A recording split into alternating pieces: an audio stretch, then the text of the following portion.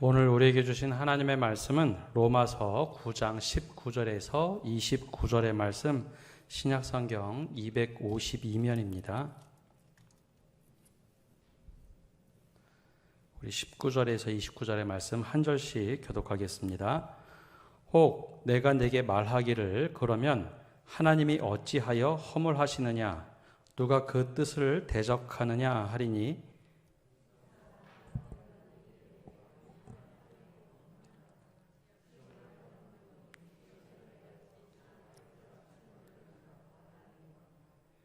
토기장이가 진흙 한 덩이로 하나는 귀히 쓸 그릇을 하나는 천히 쓸 그릇을 만들 권한이 없느냐.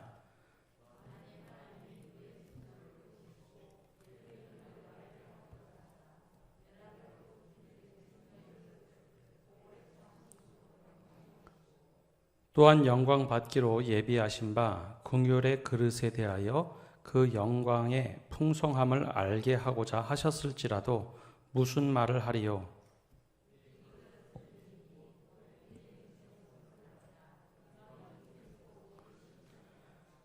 호세아의 글에도 이르기를 내가 내 백성이 아닌 자를 내 백성이라, 사랑하지 아니한 자를 사랑한 자라 부르리라.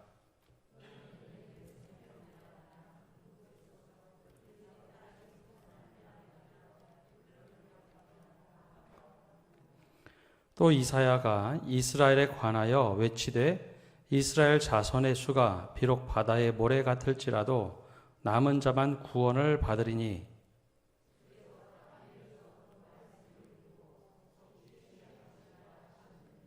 함께 읽겠습니다. 또한 이사야가 미리 말한 바 만일 만군의 주께서 우리에게 씨를 남겨두지 아니하였더라면 우리가 소돔과 같이 되고 고모라와 같았으리로다 함과 같으니라. 아멘. 오늘도 주님의 은혜와 평강이 우리와 함께하기를 축복합니다. 최근 넷플릭스에서 방송했던 DP라는 군에 관련된 드라마가 방송된 적이 있습니다. 저도 그 드라마를 보면서 군대 이야기를 새로 떠올리게 됐습니다. 보통 제가 성함을 잘 말하지는 않지만 아마 문장로님은 관심 있게 보시지 않았으리라 생각이 됩니다. 두 아들이 다 헌병으로 있으니까요. MP라고 예전엔 불렀는데 요즘엔 DP라고 이름을 좀 바꿨습니다. 근데 그 드라마를 보면서 군 생활이 좀 기억이 났는데요. 오늘 말씀과 참 유사하다라는 생각을 하게 됐습니다. 우리가 군에 가게 되면 요즘이야 좀 많이 달라졌지만 30년 전에 군대만 하더라도 내가 원하는 곳이나 원하는 보직을 얻었던 것이 아니라 군대에서 결정해 주는 대로 따르는 그런 구조를 가지고 있었습니다. 예전에 입대를 하게 되면 바로 부대로 가는 것이 아니라 입소대라는 곳으로 갑니다. 그러면 그곳에 하루를 일주일간을 머물게 되는데 하루가 지나면 어떤 일을 하느냐, 모두 다 광당에 모아놓고 모든 옷을 탈의하게 합니다. 옷을 다 벗으면 그때 속옷부터 시작해서 똑같은 옷, 똑같은 군복, 똑같은 신발, 모자를 나눠줍니다. 그러면 그 자기에 맞는 것을 찾아다가 다 갈아입게 됩니다. 그러면 어떤 현상이 나타나는가 하면 밖에서 무슨 일을 하고 왔던, 키가 작던 크던 다 중요하지 않고 그 사람은 그냥 군인이 되어버립니다. 한 10분 정도 주는데 각자 입고 온 옷 다 벗고 새롭게 군복으로 갈아입고 자기 옷은 박스에 넣어서 집으로 소포로 보냅니다. 그때부터 실제로 군인의 모습을 띠게 됩니다. 이때 나는 세상에서 이런 사람이었는데 나를 이렇게 홀대해? 라고 생각하는 사람들은 군생활 하기가 정말 어렵습니다. 특권을 가지고 있던 사람들일수록 군생활 하기 정말 어려워합니다. 그리고 나서 일주일간 지나면 신병교육대 혹은 각자 흩어져서 배치받은 곳으로 향하게 됩니다. 이때 중요한 것은 내가 가고자 하는 곳을 가는 것이 아니라 뺑뺑이를 돌려서 부족한 부분, 즉 인력이 없는 곳에 배치가 됩니다. 나는 저쪽에 가고 싶은데, 나는 후방에 가고 싶은데, 그런 거 다 하나도 통용되지 않고요. 배치되는 대로 그 군대에서 필요로 하는 곳에 사람들이 배치가 됩니다. 그리고 신병 훈련 교육을 받을 때 비로소 주특기라는 것을 받게 됩니다. 저는 박격포라는 주특기를 받았는데요. 그 박격포를 주특기를 받으면 이때 또 한 번 사람들이 혼란스러워하는데, 나 그거 할 줄 모르는데, 나 이거 어려워서 못하겠는데, 그런 말을 하면 안 됩니다. 사회에서는 민간인들, 일반인들이야 내가 원하는 것을 내가 노력해서 얻어내고 내가 원하는 대로 하고자 하는 대로 하지만, 군대는 더 이상 민간인의 신분이 아니라 군대에서 원하는 사람으로 맞추어져서 만들어져 가야 되는 것이 군인입니다.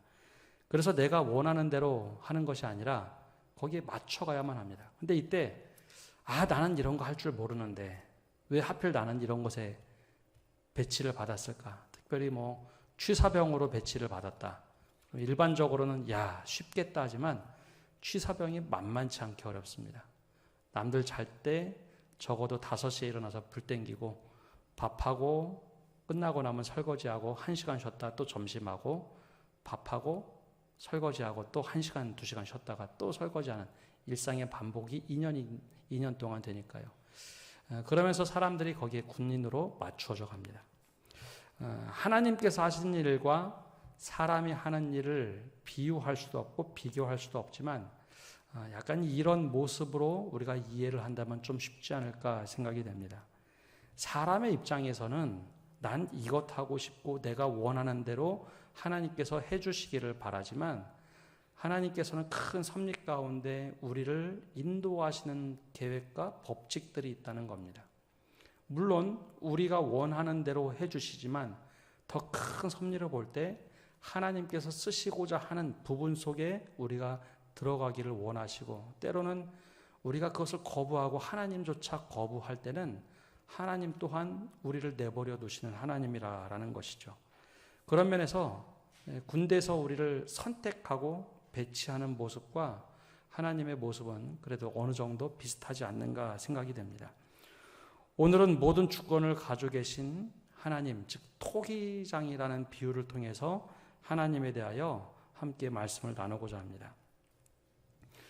사도 바울에게는 이스라엘이란 민족이 눈에 넣어도 아프지 않은 아주 소중한 사람들입니다. 자신 또한 특권을 가지고 살았던 사람이고 더군다나 랍비라는 앞잡이로 살았던 사람입니다. 후에 그것을 고백을 하죠. 그런데 그렇게 살던 그가 예수님께 붙잡히면서 예수님께 택함을 받으면서 사도로 부름을 받고 또 이방인의 전도자로 그리고 그리스도의 종으로 부름을 받은 후에 보니 이스라엘이 택함 받았다라는 것, 그 혈연으로 붙잡고 있는 것, 율법으로 붙잡고 살아간 것이 마치 썩은 동아줄과 같다라는 것을 깨닫게 됩니다. 하나님과 직접 연관이 되는 것이 아니라 썩은 동아줄을 붙잡고 살아보니 저거 분명히 끊겨지는 건데, 그래서 사도 바울은 이스라엘 백성들이 폐기가 되는 것 아닌가, 폐기된 것이 분명하다라고 생각을 하게 됩니다. 확신을 하게 되죠.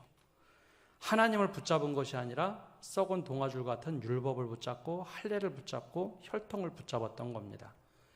이거 폐기된 것이 분명하다. 그러면서 복음을 이방인에게 전해보니 하나님께서 택하신 이스라엘 백성을 이젠 더 이상 이스라엘 백성이 아닌 새 이스라엘 백성으로 이방인을 택하셨구나라는 것을 깨닫게 됩니다. 하나님께서 예수 그리스도를 믿는 사람들을 새로운 이스라엘, 새로운 예루살렘으로 택하셨다, 분명하구나라는 것을 깨닫게 됩니다. 그래서 1장부터 로마서 1장부터 9장까지 그 이야기를 자세하게 논리정연하게 기록을 했습니다. 그러고 났더니 유대인들에게 수많은 반발이 생겼습니다. 그 중에 오늘과 같이 또 질문하는 사람들이 있습니다. 우리 19절 말씀 함께 읽어보겠습니다. 혹 내가 내게 말하기를 그러면 하나님이 어찌하여 허물하시느냐, 누가 그 뜻을 대적하느냐 하리니.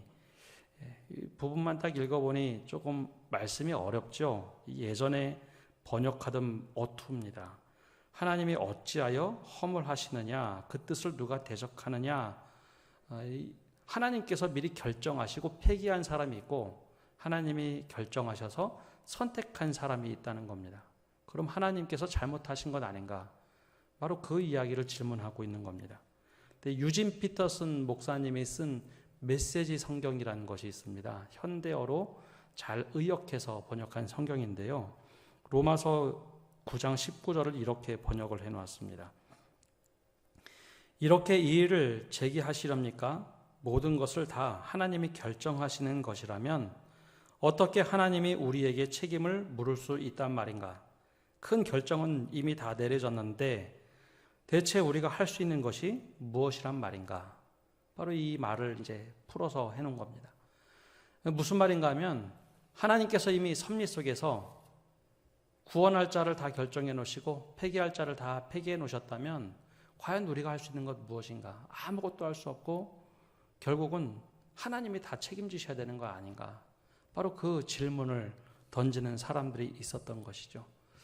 맞습니다. 하나님께서 특별한 섭리 속에서 우리는 알지 못하나 우리를 바라보시며 절대적인 선과 악을 보시고 구원하실 사람과 폐기하실 사람을 결정해 놓았다는 겁니다. 그렇다면 유대인들의 입장에서는 바로 이런 말을 할 수 있습니다.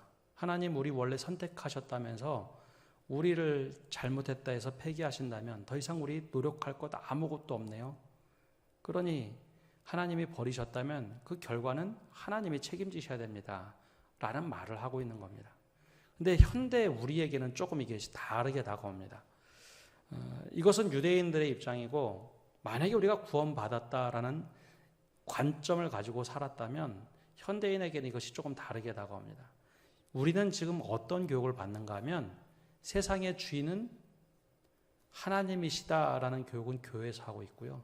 일반 사회에서는 이 세상의 주체는 바로 나라고 가르칩니다. 맞죠? 세상의 중심에 있는 사람이 바로 나죠. 아닌 것처럼 얘기하시지만 우리 사회 시스템에서 가르치는 모든 교육은 세상에 가장 중요한 것은 나라고 가르칩니다. 그렇게 할 때 내가 세상의 주체가 되고 모든 삶의 주체가 되어야 되는데 하나님이 다 결정해 놓으시고 나를 판단하신다면 그럼 그 책임이 누구에게 있겠습니까? 나에게 있는 것일까요? 하나님에게 있는 것일까요? 바로 유대인들이 똑같이 이거는 하나님 책임입니다 라고 질문하는 겁니다. 어찌 보면 일리 있는 말처럼 들립니다. 유대인들이 따지는 말이 원래 우리 택하시고 하나님 마음대로 버리셨다면 더 이상 우리 할 것 없네요. 예수를 믿는 것도 아무것도 우리 할 것 없습니다 라고 질문하는 거죠. 그때 바울이 이렇게 대답을 합니다. 20절 우리 함께 읽어보겠습니다. 20절입니다. 이 사람아, 내가 누구이기에 감히 하나님께 반문하느냐? 지음을 받은 물건이 지은 자에게 어찌 나를 이같이 만들었느냐 말하겠느냐? 하나님을 적어도 믿고 살아가는 사람들은 하나님의 주권과 섭리에 대해서 인정을 합니다. 이건 하나님의 영역이다라고 바울이 선언을 하고 있죠. 하나님이 지으신 피조물을 이렇게 쓰시고 저렇게 쓰시겠다고 하는데 피조물이 과연 하나님께 하나님 잘못됐습니다 말하는 것이 옳은 것이냐? 그것은 옳은 것이 아니다라고 이야기를 합니다. 즉 하나님의 판단에 대해서 이러쿵저러쿵 말할 수 있는 것이 피조물의 입장은 아니다라고 말을 하죠. 그러면서 그 유명한 토기장이 이야기를 이어갑니다. 토기장이 우리가 잘 아는 것처럼 21절에 이렇게 말을 합니다. 토기장이가 진흙 한 덩이로 하나는 귀 쓸 그릇을 하나는 천이 쓸 그릇을 만들 권한이 없느냐? 하나님이 토기장이라는 겁니다. 왜 토기장이라고 했을까요? 이 구약 성경을 보면 하나님을 토기장이로 비유하는 모습들이 좀 나오는데요. 하나님께서 사람을 흙으로 빚으셨다고 했죠. 흙으로 빚었는데 그게 아담아라는 뜻입니다. 그래서 원래 아담이란 뜻이 흙에서 나온 자라는 뜻입니다. 그냥 아담이 원래 이름이 아니라 흙에서 나온 사람, 흙으로 빚은 사람을 아담이라고 말을 합니다. 하나님께서 흙으로 사람을 빚으시고 그 코에 생기를 불어넣으시니 생명이 되었다. 살아있는 존재가 되었다. 바로 그래서 하나님을 토기장이로 비유를 많이 듭니다.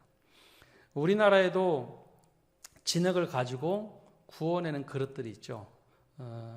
전국의 몇 곳에 보면 이 진흙을 가지고 장독 만드는 곳이 있습니다. 근데 장독을 만들 때 장독을 만드는 그 토기장인은 생각을 합니다. 오늘 나는 이런 종류의 장독을 만들어서 사용하겠다. 종종 요즘에는 많이 사라졌는데 그 집에서 종갓집 보면 씨간장이라는 것을 담는 집들이 있죠. 수백 년 내려온 씨간장 들어보셨죠? 예. 언젠간 TV에 보니까 500년 된 씨간장 담아놓은 장독대가 우리 집에 보화라고 저거 깨지면 큰일 난다고 조심조심 하는 것을 보았습니다. 장독을 만드는 토기장이가 어느 경우에는 나는 이 씨간장을 담을 장독을 만들겠다라고 만드는 경우도 있는가 하면 아주 허드렛 물 담아놓고 다른 거 세척하려고 만드는 장독도 분명히 있습니다. 그것은 토기장이의 권한이고 그리고 또 판단이지 토기가 만들어진 다음에 나 이거 써주십시오 저거 써주십시오 그렇게 말할 수는 없습니다. 이거는 이렇게 귀한 물건을 담을 거고 이거는 좀 투박하기 때문에 이거는 싼 거 담아야겠다 그렇게 결정을 해서 만들 수 있습니다.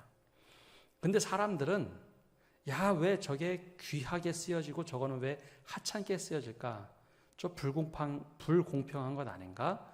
거기에 더 많은 초점을 둡니다. 즉 경제적 초점을 훨씬 더 많이 두죠. 왜 저렇게 하찮은 거를 만들었을까? 다 똑같이 귀히 여겨주면 좋을 텐데 라는 관점을 많이 갖고 있습니다. 근데 이때 사도 바울이 관점을 확 바꿔서 이야기합니다. 우리는 일반적으로 하나님께서 택하셨다, 누구는 폐기하셨다 하면 폐기한 것에 훨씬 더 많은 관심을 가지고 있고 나 또한 폐기되면 어떻게 하는가 두려움을 갖게 됩니다. 하나님 내가 열심히 노력했는데 그런 일을 당하면 안 되잖아요 라고 부정적인 입장에서 하나님이 버리시는 것 아니야? 그 부정적인 것에 관심을 훨씬 더 많이 가지고 있죠. 그러나 사도 바울은 그 관점을 확 뒤집어 버렸습니다.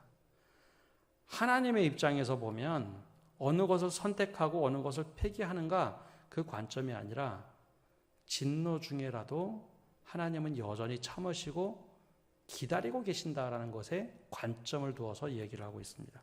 그래서 22절 말씀을 보면 바로 그 이야기를 하고 있습니다. 우리 22절 함께 읽어보겠습니다. 만일 하나님이 그의 진노를 보이시고 그의 능력을 알게 하고자 하사 멸하기로 준비된 진노의 그릇을 오래 참으심으로 관용하시고 아멘. 우리는 왜 폐기하셨는가? 왜 그러실까? 우리가 뭘 잘못했기에? 라는 관점으로 바라보지만 사도 바울은 그 관점을 확 돌렸습니다. 하나님은 폐기될 그릇을 보시고 그것을 당장 폐기하시는 분이 아니라 그것을 오래 참으시고 관용하시는 하나님이다라는 관점으로 이야기하고 있습니다. 하나님께서 세상을 창조하시고 만든 모든 창조물은 그것이 때로는 잘못된 길을 가던 선한 길을 가던 하나님 눈에는 소중한 존재라는 것이죠. 그래서 하나님이 먼저 그의 진노를 보이시긴 합니다. 잘못된 것이 있으면 화도 내시고 진노를 보이시긴 하는데 그의 능력을 어떻게 나타내시는가 하면 멸하기로 준비된 진노의 그릇을 당장 폐기하시는 것이 아니라 오래 참으시고 관용하시는 분이라는 관점으로 이야기를 하고 있습니다. 우리는 우리의 입장에서 하나님 이러시면 안 됩니다. 나 폐기하시면 안 됩니다. 라고 이야기를 하지만 하나님의 관점으로 확 바울이 돌려서 이야기하는데 하나님은 그러신 분이 아니라는 겁니다.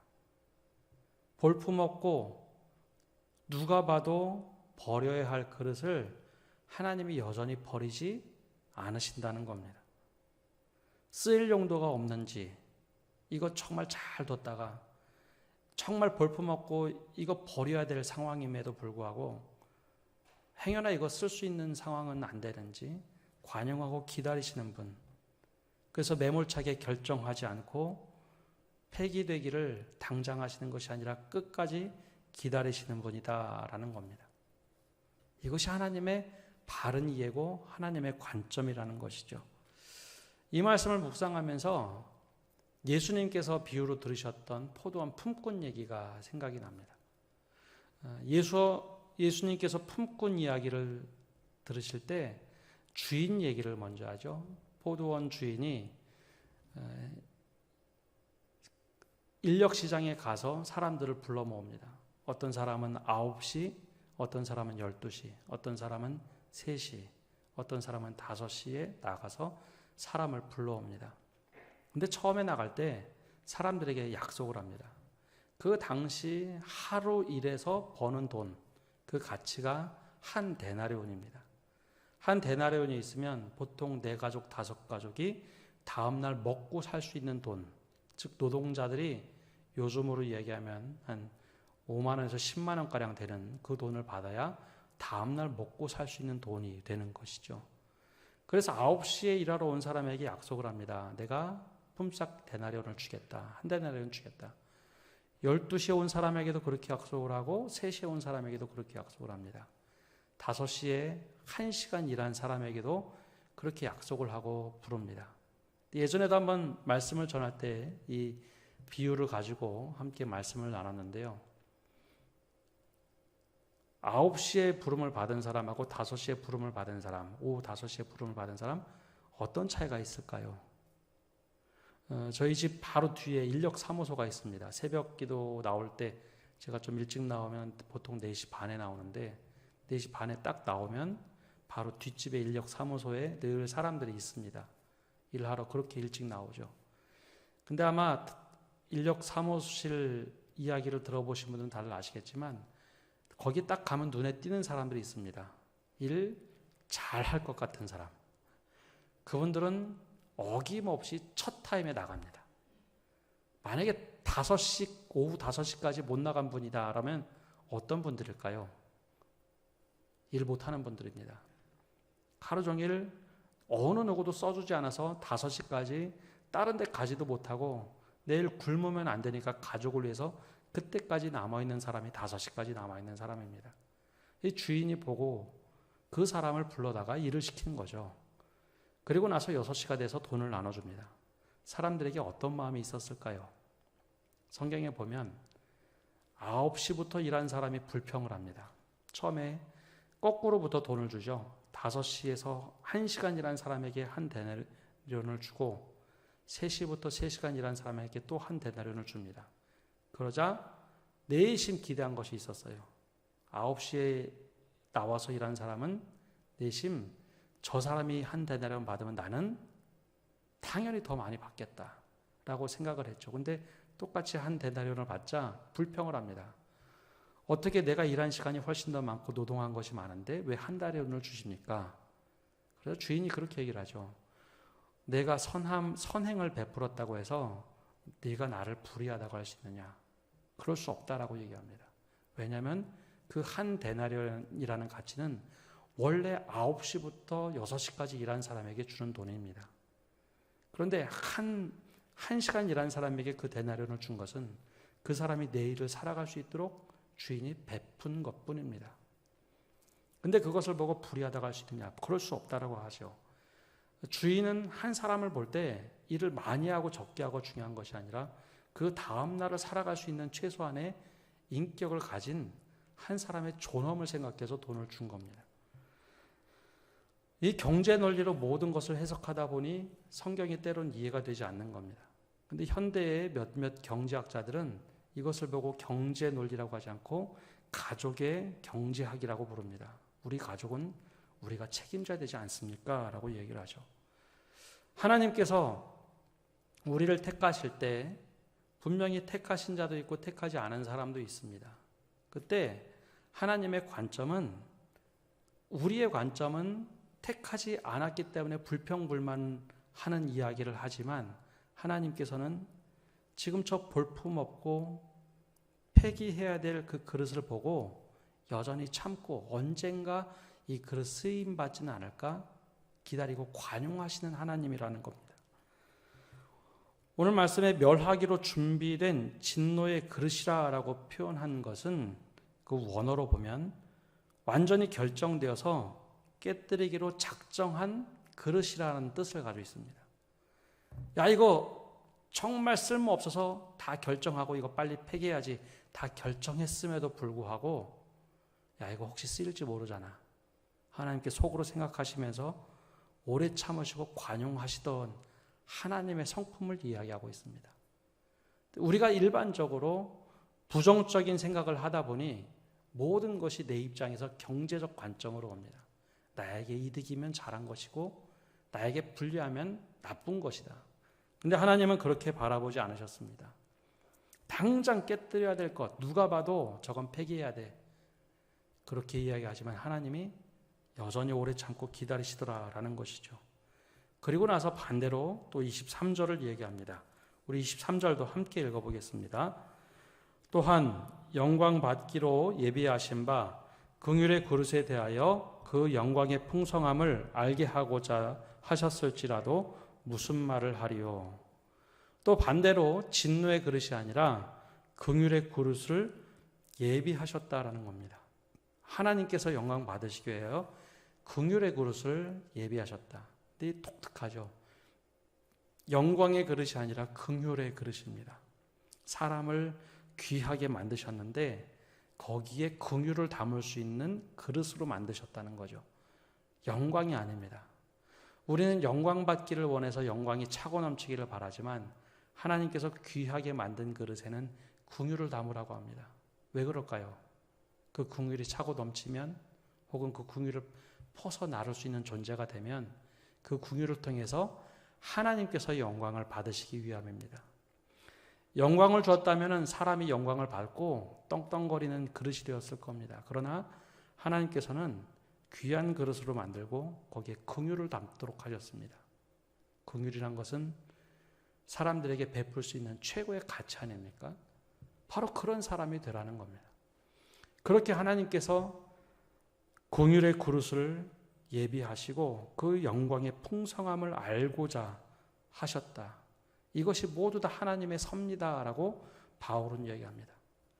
관점이 달라도 참 다르죠.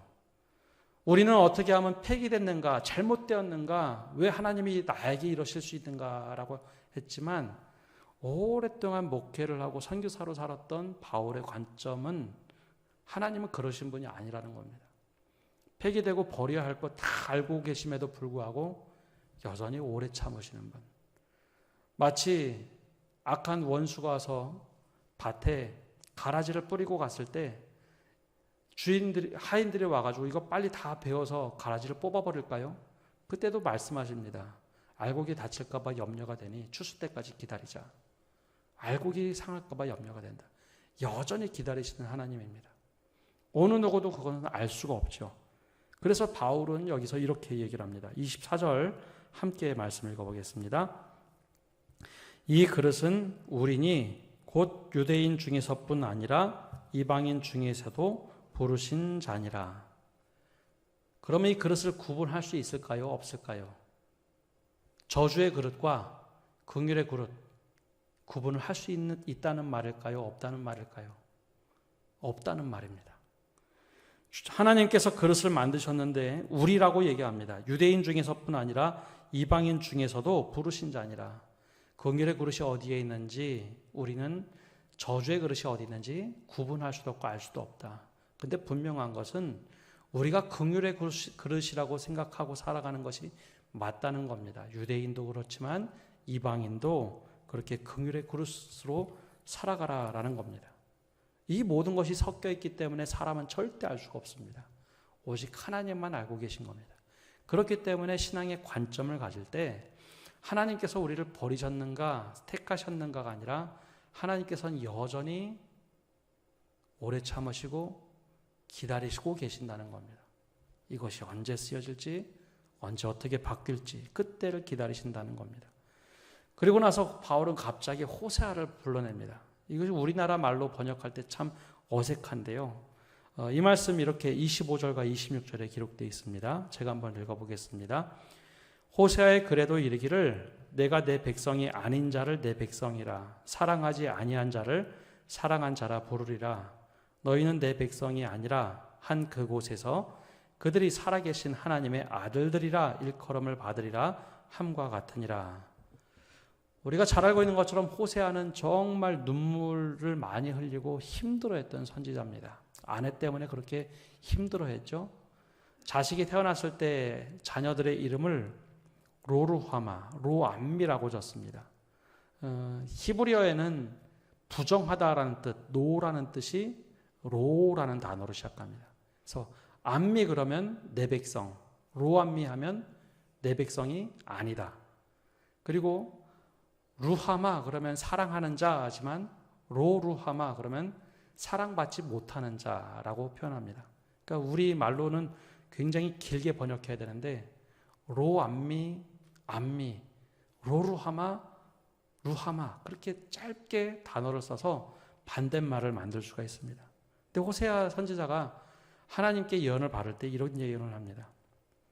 하나님께서 내 백성이 아닌 자 로루하마를 루하마로 만들고 로암미를 암미로 만들겠다라는 것이 하나님의 뜻입니다. 즉 질그릇으로 얘기하면 다 깨져가지고 버릴 것 같은 그 그릇을 하나님께서 귀하게 쓰시기도 하고 하나님께서 남들이 다 보기에 버려야 할 그릇을 이제는 내 것으로 취하겠다라고 말씀하신 하나님. 그래서 바로 호세아 말씀을 가지고 옵니다. 그러면 이건 누구를 얘기하는 걸까요? 유대인들이 보기에는 이방인들은 버림받은 사람인데 하나님께서 내 사랑하는 자로 만들고 내 백성으로 만들겠다라는 겁니다. 그런 우리가 무슨 말을 할 수 있을까? 하나님의 섭리인데 바로 그 이야기를 합니다. 그리고 나서 또 이사야를 얘기하죠. 이사야 말씀은 27절에서 29절까지 나옵니다. 우리 함께 27절부터 29절까지 읽어보겠습니다. 또 이사야가 이스라엘에 관하여 외치되 이스라엘 자손들의 수가 비록 바다의 모래 같을지라도 남은 자만 구원을 받으리니 주께서 땅 위에서 그 말씀을 이루고 속히 시행하리시리라 하셨느니라. 또한 이사야가 미리 말한 바 만일 만군의 주께서 우리에게 씨를 남겨두지 아니하셨더라면 우리가 소돔과 같이 되고 고모라와 같았으리로다 함과 같으니라. 아멘. 이사야 선지자가 예언했던 말을 또 끄집어냅니다. 이스라엘에 관하여 얘기하는데 하나님께서 원래 하늘의 별과 바다의 모래처럼 내 자녀를 풍성하게 하겠다. 아브라함에게 약속을 하셨죠. 실제로 이스라엘 백성들이 하늘의 별과 바다의 모래처럼 많아졌습니다. 근데 그 같을지라도 하나님께서 구원하시는 사람들이 모두가 아니라 그 가운데서 남은 자, 즉 믿음을 지켰던 사람들만 구원을 하시고 이 땅에서 그 말씀을 이루시고 속히 시행하신다고 하셨다면 과연 이스라엘이 다 구원받았다고 할 수 있을까? 그럴 수 없다라는 겁니다. 그러면서 그럼 우리가 어떤 사람이 되어야 하는가? 바로 29절 중간 말씀처럼 만일 만군의 주께서 우리에게 씨를 남겨두지 아니하셨더라면 우리가 소돔과 같이 되고 고모라와 같았으리로다. 즉 우리가 남은 자로서 믿음을 지켜가라 라는 겁니다. 그럼 오늘 말씀의 가장 중요한 핵심은 무엇일까요? 우리가 폐기되거나 선택받지 못했다는 것에 초점을 맞추는 것이 아니라 여전히 하나님께서 우리를 영원히 기다리시고 인내하시고 참으시는 분이라는 것에 초점을 맞출 때 바른 신앙을 가질 수 있다라는 겁니다. 우리는 너무 성급하게 포기하기도 하고 너무 성급하게 정죄합니다. 그래서 우리 말이 우리에게 영향을 많이 주는데요. 아, 저 사람은 싹이 노래. 그러면 싹수가 노래 그러면 처음부터 저 사람은 안 될 것이다. 주홍글씨를 씁니다. 근데 하나님께서는 그런 주홍글씨를 원치 않으시는 분이라는 겁니다. 그건 우리의 입장이고 야, 저 사람 정말 빨리 깨져버려야 돼. 저 그릇은 빨리 버려야 돼. 라고 하는데 하나님은 여전히 그 진노의 그릇을 보시고 참으시고 인내하시는 분입니다. 어느 시간이 가서 그게 회복된다는 것이 아니라 어느 시간에 갔을 때 그것이 정말 존귀하게 쓰여질지 모르니 기다리신다는 겁니다. 마치 들에 뿌린 가라지와 알곡이 섞였을 때 끝까지 참으시고 인내하시는 것처럼 여전히 오늘도 인내하시는 하나님이라는 겁니다. 그것이 바로 하나님을 이해하는 바른 이해입니다. 우리가 너무 우리 입장에서 경제적으로 편리하게 또 내 입장에서 모든 신앙을 재단하고 생각하다 보니 하나님도 그러실 것이다 라고 하지만 하나님은 그런 분이 아닙니다. 그래서 사도 바울이 평생 목회를 하고 나서 깨달은 것, 여전히 하나님은 노하기를 더디하시고 자비로우시고 은혜로우신 하나님이다. 바로 그 구약의 전통 속에서 늘 선조들이 고백했던 하나님을 고백하고 있습니다. 그러니 이스라엘 자신 민족을 향해서 하고 싶은 말이 있습니다. 지금 그렇게 나쁜 길을 갔다 할지라도 내가 포기하지 않고 하나님이 포기하지 않으니 돌이키자. 하나님이 포기하지 않고 계시니 돌이키자. 우리가 어느 누구도 스스로 정죄할 수 없고 판단할 수 없으니 우리가 다 하나님께서 참으시는 인내 가운데 있다는 것을 기억하고 우리가 돌이키자라는 겁니다. 바로 오늘 이 믿음을 가지고 살아갈 때 우리가 하나님의 마음을 조금 더 헤아릴 수 있지 않는가 생각을 합니다. 내 생각처럼 하나님이 움직이지 않으신 것 때문에 감사한 것이고 나처럼 하나님께서 급하게 결정하지 않으신 것에 감사하는 믿음. 오늘도 여전히 참으시는 하나님. 토기장이라서 마음대로 깨버리고 마음대로 하시는 분이 아니라 여전히 참으시는 분이라는 것.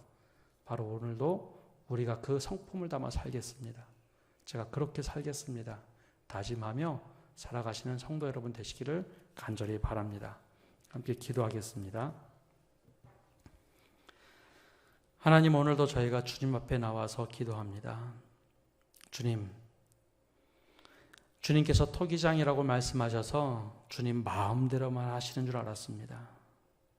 원치 않으시면 다 없애버리시고 하나님의 마음에 들면 취하시는 분, 그렇게만 이해를 했습니다. 이스라엘 백성들은 그렇게 이해했고 저희도 세상의 주체로서 그렇게 이해했습니다. 그러나 이것이 얼마나 미련한 것인지 저희가 깨닫습니다. 하나님께서 우리와 다르셔서 버려야 할 그릇, 진노의 그릇임에도 불구하고 여전히 하나님의 능력을 베푸시되 사랑의 능력을 베푸셔서 여전히 용납하시고 관용하시는 하나님. 우리 또한 그 마음을 닮아갈 수 있도록 은혜를 내려 주시옵소서. 하나님께서 관용하고 인내하시기에 우리도 관용하고 인내할 수 있는 믿음을 허락하여 주시고 우리 스스로 누구를 정죄하거나 판단하는 것이 아니라 하나님의 사랑으로 바라볼 수 있도록 은혜 내려 주옵소서. 우리에게 하나님께서 원하시는 긍휼의 그릇을 만드셨다면 우리에게 긍휼을 부어주셔서 그 긍휼을 함께 나눌 수 있는 그릇이 되게 하여 주옵소서. 잘못된 관점으로 이스라엘 백성들처럼 긍휼이 아닌 정죄를 푸는 것이 아니라 여전히 하나님께서 긍휼의 그릇을 담아주셔서 하나님 긍휼을 퍼갈 때 이 모든 것이 하나님께 영광이 되도록 은혜 내려 주시옵소서. 오늘을 살아가면서 우리에게 마음을 바꾸게 해주시고 인생을 바꾸게 하셔서 하나님께서 원하시는 길 오늘 하루도 걷고 내일 하루도 걸을 수 있도록 인도하여 주옵소서. 이 모든 말씀 예수님의 이름으로 기도합니다. 아멘.